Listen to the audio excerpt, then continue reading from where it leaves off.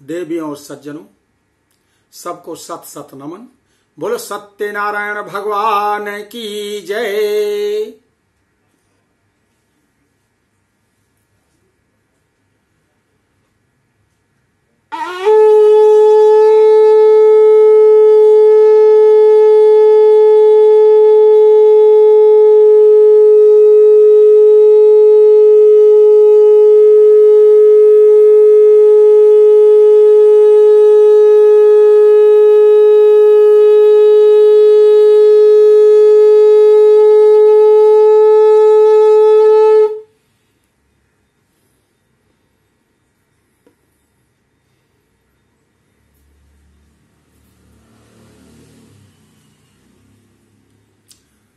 भगवान सत्यनारायण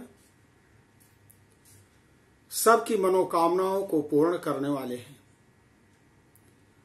भगवान सत्यनारायण संपूर्ण विघ्न बाधाओं से दूर करने वाले हैं। भगवान सत्यनारायण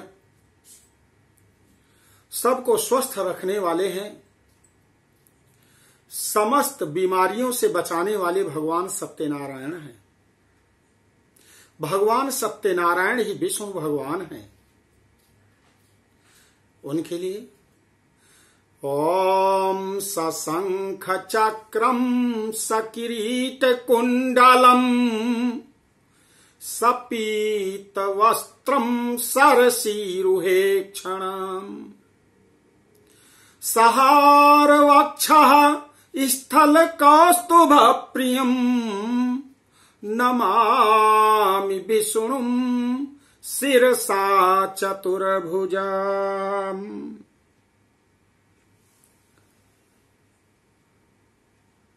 आज मैं आपके सम्मुख आत्म परिचय परिच्छेद 109 सत्यनारायण व्रत कथा पंचम अध्याय को लेकर उपस्थित हुआ हूं।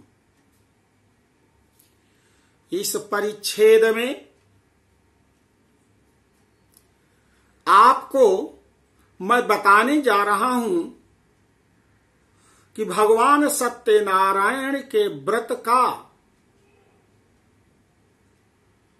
पालन करने वाला, उन पर विश्वास करने वाला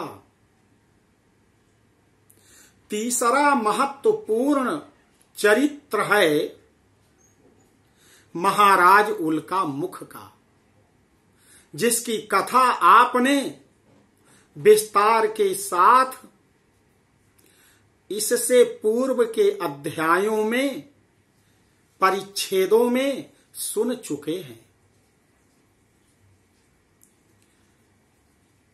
आज मैं आपको बताने जा रहा हूं कि उल्का मुख ने अपनी पत्नी प्रमुग्धा के साथ भगवान सत्यनारायण का व्रत किया था। भाव के साथ, विश्वास के साथ, श्रद्धा के साथ 4 बार।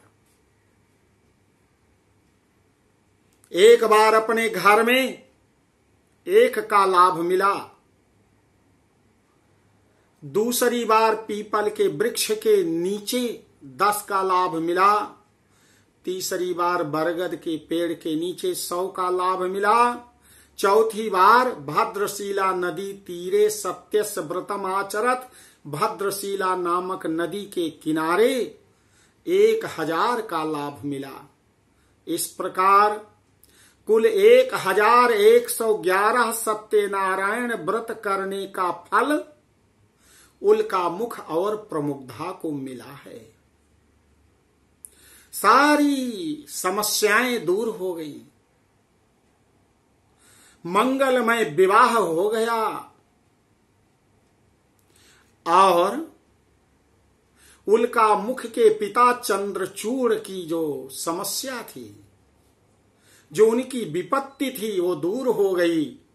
चंद्रचूड़ एक राजा जिनकी विपत्ति हरी आरती में आप लोग गाते हैं, तो भगवान ने हरण कर लिया संपूर्ण विपत्ति का। इस प्रकार आज हम विपत्तियों के जाल में घिरे हुए हैं। विघ्न बाधाओं के चक्र में पड़े हुए हैं और सर्वत्र तनाव, कुंठा, फ्रस्ट्रेशन में अपने जीवन को पाल रहे हैं। रात को नींद नहीं आती, दिन को चैन नहीं मिलता। रात को नींद नहीं आती, दिन को चैन नहीं मिलता, बड़ी बेचैनी से जीवन कट रहा है। माँ नहीं मात पिता नहीं देवा, संतन से करवावहीं सेवा, संतान ऐसी हो गई है जो माता पिता का कहना नहीं मानती है, सज्जनों का उपहास उड़ाती है, उनसे सेवा करवाती है। ये कलयुग की विशेषता है। ऐसे कलयुग में हर व्यक्ति चाहता है कि प्रभु हमारे यहां संतान सुंदर दें। वस्यश्च पुत्रो अर्थ करी च विद्या, सद्जीव लोकेषु सुखानि राजन। बस में रहने वाली संतान हो, जो विद्या पढ़ी हुई हो, अर्थ प्रदान करने वाली हो। अर्थागमम नित्यम भार्याचा, नित्य अर्थ का आगमन हो, सुंदर प्रिय भार्या हो, प्रिय वादिनी चा, और प्रिय बोलने वाली हो। यह हमें हमारी खोज वहां तक नहीं पहुंचेगी। जब भगवान सत्यनारायण चाहेंगे तभी ये सारे सुख हमें मिल सकते हैं। 6 सुख जो हैं, अर्थागमम नित्यम, आरोगिता चा, भार्या च प्रिया प्रिया वादिनी चा, वस्यश्च पुत्रो अर्थ करी च विद्या, सद्जीव लोकेषु सुखानि राजन। ये 6 सुख भगवान सत्यनारायण देते हैं। और 7वां सुख सर्वत्र विजय प्रदम, सभी स्थानों पर विजय मिल जाती है। जहां हम चाहते हैं, जहां हमारा स्पर्श हो जाता है, वहीं हमारी जीत होती है। और कोई नहीं है, कोई देवता नहीं है। देवता का मतलब जो देने वाला, देवी का मतलब जो देती है। भगवान सत्यनारायण ऐसे हैं कि वह ही हमें ये 6 सुख और 7वां सभी स्थानों पर विजय, 7 दिन उन्होंने बनाया है, 7 सुख देते हैं।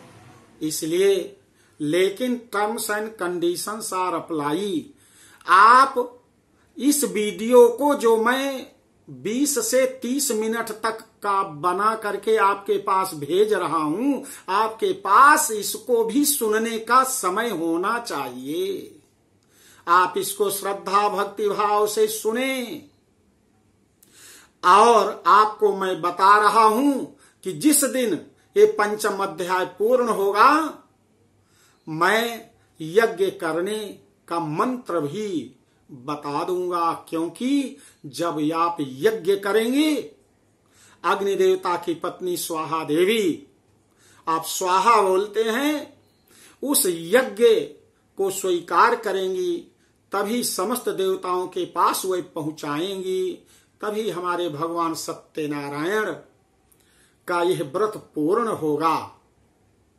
और इसके बाद ओम जय लक्ष्मी रमणा की आरती आप गाएंगे। मैंने आपके लिए विभिन्न प्रतिभागों में भगवान सत्यनारायण की कथा इसीलिए आपके समक्ष रखने का प्रयास किया है कि आपके पास यदि ज्यादा समय नहीं है तो 24 घंटे में जो भी समय आपको उपयुक्त लगे, वो समय आप आधे घंटे का दे करके और कम से कम एक परिच्छेद आप सुन लीजिए भगवान सत्यनारायण के इस व्रत को करते हुए। और ऐसे जब ये 5वां अध्याय पूर्ण हो जाएगा, तब आप स्वयं यज्ञ कर लीजिए। निश्चित ही आपको पूरा फल मिलेगा। कोई जरूरी नहीं एक दिन ही व्रत रखें, और व्रत रखेंगे तो आप इस कथा को पूरी तरह से मन चित्त लगाकर ध्यान से नहीं सुन पाते, कोई न कोई व्यवधान आ जाता है। इसलिए जब कोई उपयुक्त समय हो, इसीलिए ब्रह्म मुहूर्त में आपके पास भगवान की यह कथा पहुंच जाती है। भगवान के भाव को, भगवान के नाम को, भगवान के स्मरण को जिस भी प्रकार से आप सुनना चाहते हैं आप सुनिए। जितनी देर सुनिए उतनी देर कोशिश आप करिए कि व्रत में रहें, और आपका दिन बड़ा सुंदर होगा, बहुत अच्छा आपका दिन हो जाएगा। ऐसा ही उल्का मुख ने किया। 4 बार भगवान की कथा अपनी पत्नी के साथ सुना, व्रत को रहा, ग्रंथि बंधन करके यज्ञ आदि को किया। इसके बाद प्रतिदिन भगवान के इस व्रत को वो करने लगा, इस व्रत को करने लगा। दिने दिने धनम दत्वा संतोषयत सुधी, दिने दिने प्रतिदिन धन दे करके, दान करके निर्धनों को संतुष्ट कर रहा है, और उसका जीवन का एक अंग बन गया। तब जा करके अगला जन्म उसका क्या होता है, अयोध्या के राजा महाराज दशरथ के रूप में उल्का मुख जन्म लेते हैं, और प्रमुग्धा कौशल्या रानी बनती है। पहले जन्म में इतना क्रोधी, इतना हिंसक स्वभाव था, 15 कन्याओं का उसने वध किया था, और 16 ही कन्या प्रमुग्धा विजय प्राप्त किया भगवान सत्यनारायण की कृपा से। ये 16 मातृका हैं कही जाती हैं, 16 माताएं। विवाह में इनकी पूजा होती है। कोहबर में 16 माताओं को जो गोबर से दीवाल में बनाई जाती हैं, 16 माताएं, उनको घृतधारी, घृत से स्नान कराया जाता है, और सिंदूर आदि उन पर चढ़ा करके, दूर्बा आदि चढ़ा करके, और घी गुड़ दही आदि का नैवेद्य बना करके उनको समर्पित किया जाता है। तो वह घर में गृह लक्ष्मी अथवा नववधू के आने के बाद उन पर कृपा उनकी बरसती है, और उनका 16 श्रृंगार जीवन पर्यंत रहता है। जब तक घर में उस नारी का जीवन रहता, उसका पति उसका साथ नहीं छोड़ता, सौभाग्यशाली रहती, उसका सुहाग बना रहता है। वो माताएं हैं, हम गौरी पद्मा सची मेधा सावित्री विजया जया देवसेना स्वधा स्वाहा मातरो लोक मातरहा दृष्टि पुष्टि तथा तुष्टि आत्मानो कुल देवता गणेशेनाधिका हेता वृद्धो पर पूज्या 16। ये 16 माताएं। इसीलिए जब घर में विवाह के बाद सबसे पहले वर और वधू अपने गृहस्थ जीवन में प्रवेश करते हैं, तो गुप्त द्वार कोहबर में सबसे पहले इन माताओं का आशीर्वाद देने के लिए, लेने के लिए वर और वधू वहां पर जाकर बैठते हैं, उनका पूजन करते हैं, और वहां पर चाहिए तो एक टब हो, राजा महाराजा हो तो सोने का टब हो, नहीं तो चांदी का टब हो,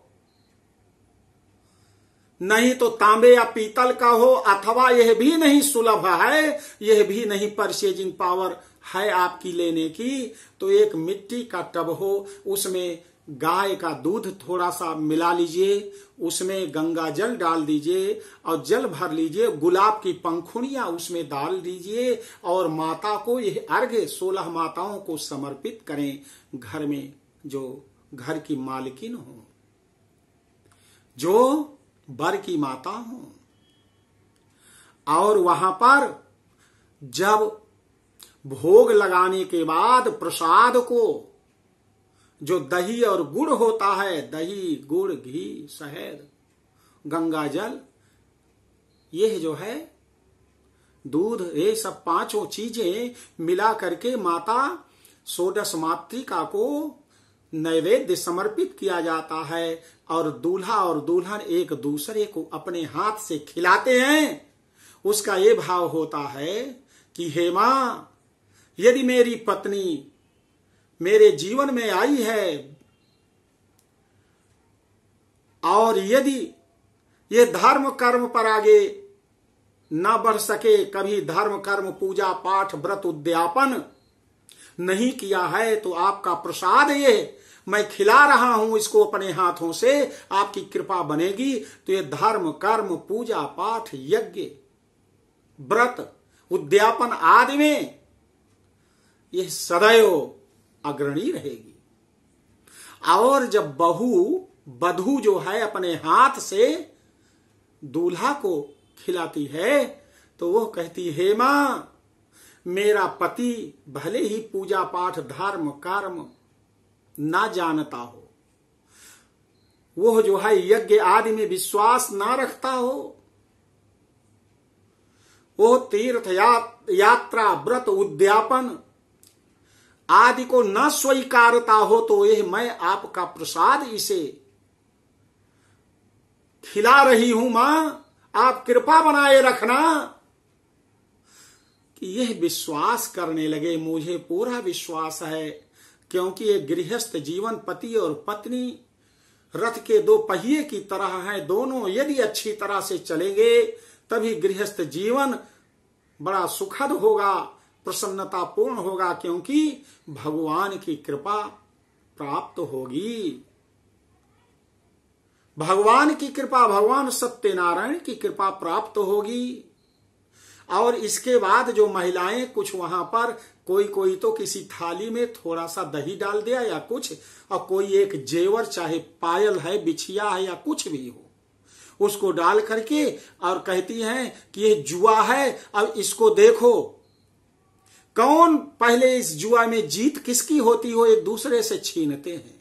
नहीं, इसका भाव यह है कि वो जो अर्घ्य दिया गया है, माता लक्ष्मी स्वर्ण के सिंहासन पर बैठती हैं, अपने नारायण को स्वर्ग के में इंद्र से कह करके सोने के सिंहासन पर बैठाती हैं, क्षीर सागर में शेष सैया पर विराजमान रहते हैं, बैकुंठ लोक में सोने के सिंहासन पर विराजमान रहते हैं।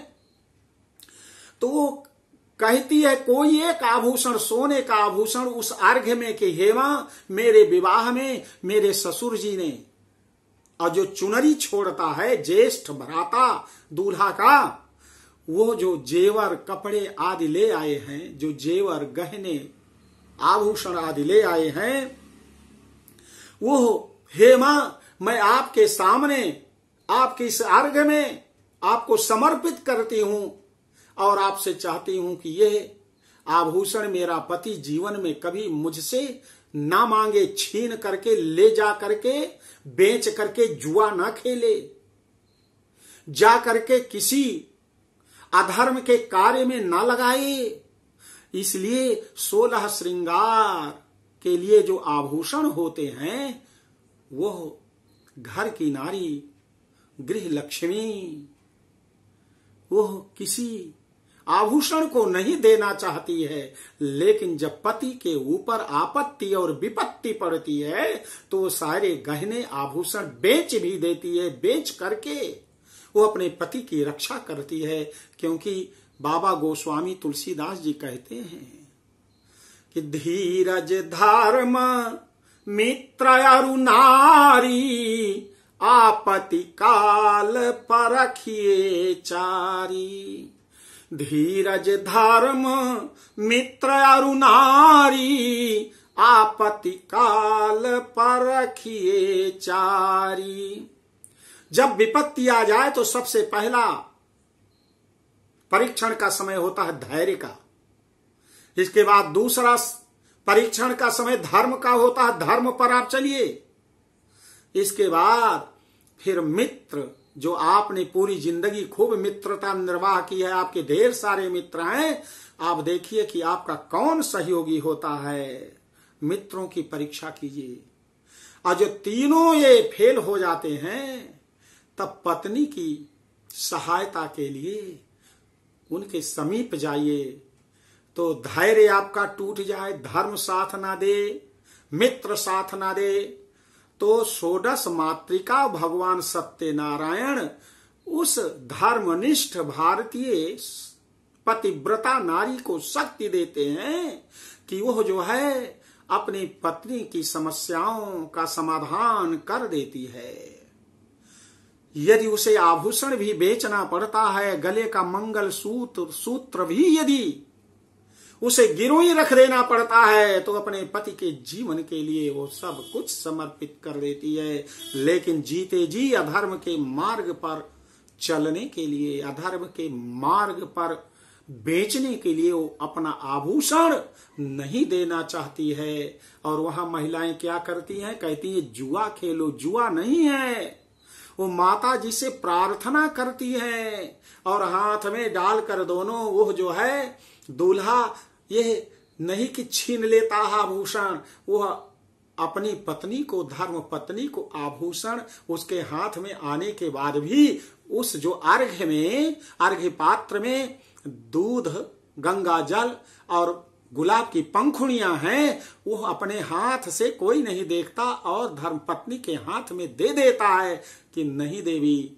ये आपका ही है, इसे आप संभालो, मैं कदापि नहीं लूंगा, यह भाव। और वहां गाली, abusing language, any types of different types of abusing language, singing a song.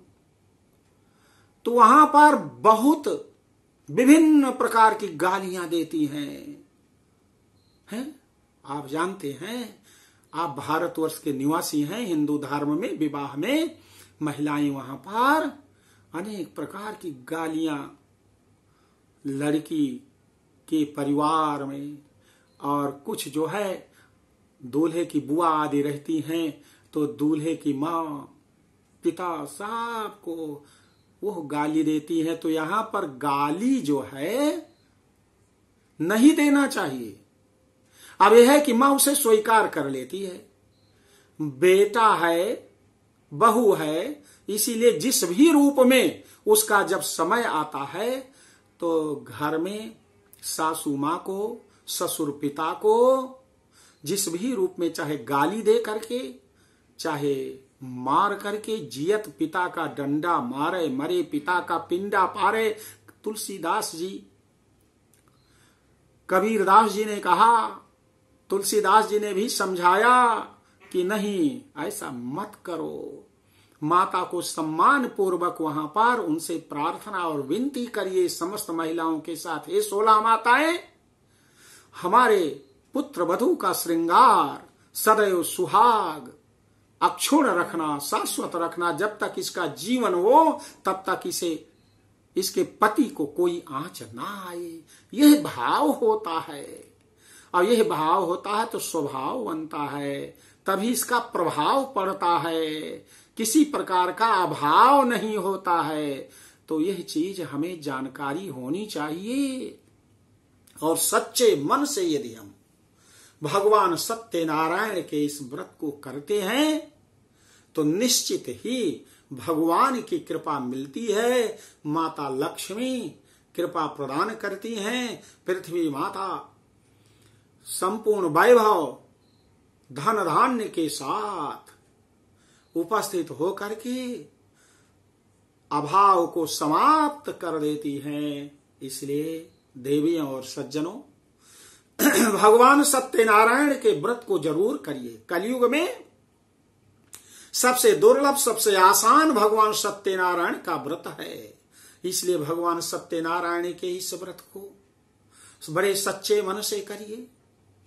पत्नी और बच्चों को भी सुनाइए, उनके अंदर संस्कार आएगा, और जब संस्कार आएगा तो निश्चित ही प्रातः काल उठ के रघुनाथा, मातु पिता गुरु नाम ही माथा।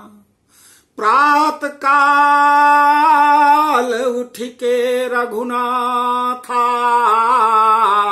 मात पिता गुरु नाव वही माता। आपकी संतान उस वर और वधू के जीवन में जब वंश वृद्धि होगी,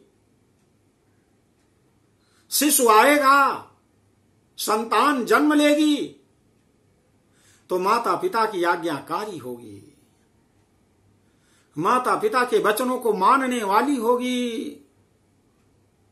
इसीलिए भगवान राम कहते हैं कि भारतवर्ष अयोध्या क्षेत्र में, भारतवर्ष संपूर्ण भारतवर्ष अयोध्या क्षेत्र है। कहते हैं कि सुनु जननी स्वई सुत बड़ भागी, जो पितु मातु बचन अनुरागी।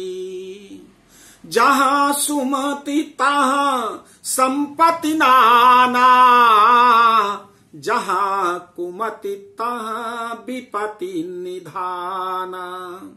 जहां सुमति तहां संपत्ति नाना, जहां कुमति तहां विपत्ति निधाना। सुमति होगी उस घर में, जहां सुमति अनेक प्रकार की संपत्तियां वहां पर विराजमान होगी, और जहां कुमति होगी अनेक प्रकार की विपत्तियां वहां पर उपस्थित होगी। और संतान माता पिता के बस में रहने वाली होगी, सुंदर संस्कारवान होगी, भगवान पर विश्वास करने वाली होगी। उसका जीवन दुर्घटनाओं से रहित होगा, विघ्न बाधाओं से दूर होगा, माता सरस्वती की कृपा होगी, बहुत ही बुद्धिमान होगा और हर प्रकार से उन्नतिवान होकर के समाज और संसार के लिए कल्याणकारी होगा। हर व्यक्ति यही चाहता है, लेकिन बिना प्रभु के कृपा के हो ही नहीं सकता। भगवान सत्यनारायण की कृपा जब तक नहीं होगी तब तक यह सब चीज सुलभ नहीं है, कुछ भी हमें प्राप्त नहीं हो सकता है। हम वहां पर अवसर मिलते हुए भी हम नहीं जा सकते हैं, क्योंकि बाबा गोस्वामी तुलसीदास जी कहते हैं कि यही सरयावत अति कठिनाई, यही सरयावत अति कठिनाई, राम कृपा बिनु आई न जाई, राम कृपा बिनु आई न जाई। भगवान जब तक कृपा नहीं करते तब तक हम वहां पर नहीं पहुंच सकते हैं। लेकिन यदि आपके अंदर श्रद्धा और विश्वास है, भवानी शंकरौ वंदे श्रद्धा विश्वास रूपिणौ, याभ्याम बिना न पश्यन्ति सिद्धा स्वांता स्थाम ईश्वरम। भगवान गौरी शंकर कहते हैं कि श्रद्धा और विश्वास जब तक नहीं होगा तब तक कुछ भी नहीं मिलेगा।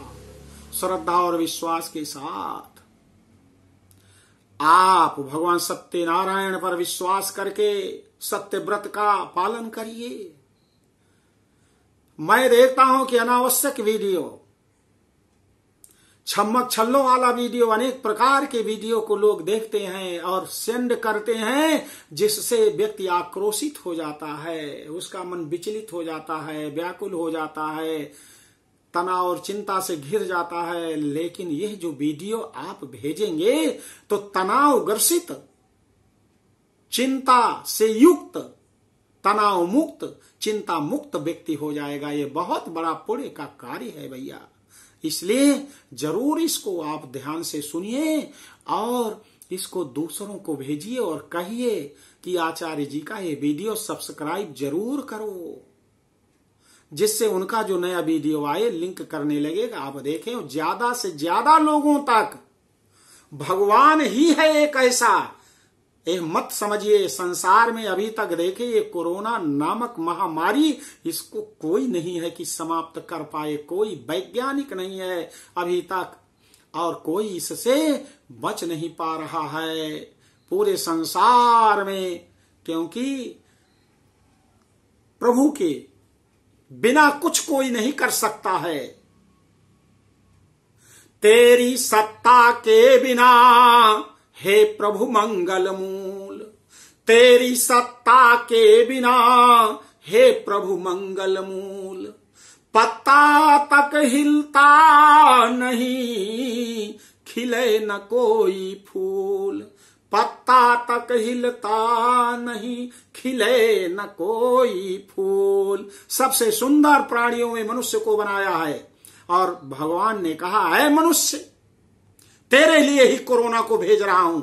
जितने चिड़िया पक्षी कुत्ते बिल्ली अनेक पशु पक्षियां हैं, अन्य जीव जंतु हैं, इस महामारी से वह तनिक भी विचलित नहीं होंगे, क्योंकि उनके अंदर ज्ञान नहीं है, उनके अंदर बुद्धि नहीं है। लेकिन तुम्हारे अंदर बुद्धि की शक्ति है। तुम मुझे जानते हो फिर भी इग्नोर कर रहे हो। अब कर रहे हो तो उसकी सजा तुम्हें भुगतनी होगी। इसलिए अपने को बचाने के लिए, अपने परिवार में एक नई संकल्पना पाने के लिए, अपने बच्चों को संस्कारवान बनाने के लिए, हर प्रकार से विघ्न बाधाओं से दूर करने के लिए, संपूर्ण परिवार को स्वस्थ रखने के लिए, समाज को सभ्य बनाने के लिए, पूरे संसार को उन्नत के मार्ग पर ले जाने के लिए भगवान सत्यनारायण ही हैं। इसलिए सत्यनारायण भगवान पर विश्वास करके उनके व्रत को आप करें और इस कथा को जन जन तक पहुंचाएं। बोलो सत्यनारायण भगवान की जय।